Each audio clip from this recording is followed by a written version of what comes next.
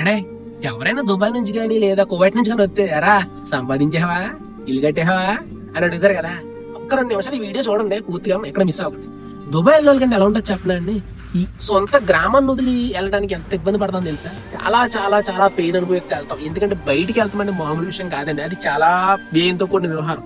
First డబ్బులు పక్కన పెడితే రెండోది ఏంటంటే ఇక్కడ అందరినీ వదిలి వెళ్ళాలి. ఇక్కడ అందరినీ వదిలి వెళ్తే ఎలా ఉంటుంది చెప్పనా.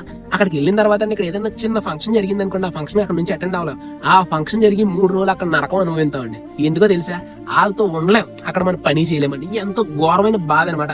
అక్కడ ఎంత కష్టపడుతున్నా అమ్మ నేను ఏసీ గది ఏసీ రూమ్ అని చెప్తాను తప్ప అక్కడ ఉన్న కష్టాలు ఇక్కడ చెప్పమండి. ఎందుకంటే అక్కడ మేము బాధపడతా ఉంటాం, ఇక్కడ ఎలా బాధ పెట్టి ఉండలేం కదండి. అసలు దుబాయ్ గానీ కువైట్ గానీ వెళ్ళామంటే మళ్ళీ వెనక్కి వచ్చేస్తే చేయలేక అరే వెళ్ళాడు ఆవేశంగా వెళ్ళాడు వచ్చేస్తాడేమో అని బాధ పెడతారేమో అని చెప్పి ఒక పాయింట్ లో చేస్తాం. ఇంట్లో కష్టాలు నష్టాలు అన్నింటిని భరించాలి.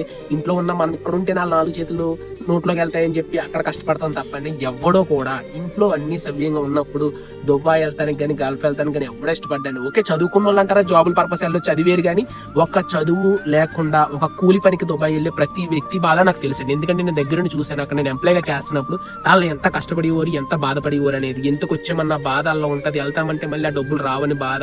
ఆ బాధలు వాళ్ళు చేసి వాళ్ళు ఇక్కడికి వచ్చిన తర్వాత మీరు సరదాగా నీ మాటలు వాళ్ళకి ఎంత బాధ అనిపిస్తూ ఉంటారా, బాగానే సంపాదించేసారా అని. కానీ వాళ్ళు అక్కడ ఏం చేశారనేది మీకు తెలిస్తే మళ్ళీ ఎప్పుడు కూడా మీరు ఆ డైలాగ్ వాళ్ళకి